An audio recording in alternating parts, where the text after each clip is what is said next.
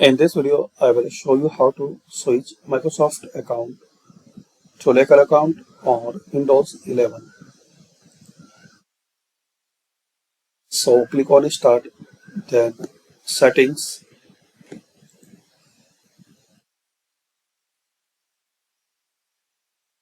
Now here click on Accounts, then Your Info.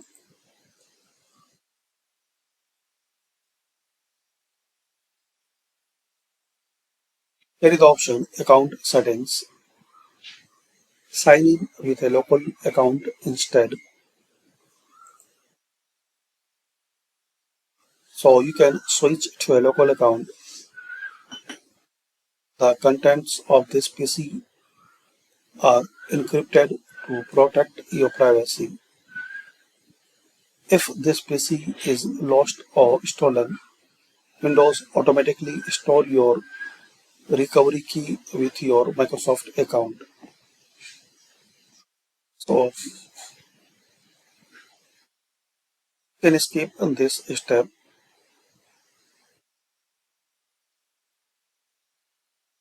Are you sure you want to switch to a local account? So click on next.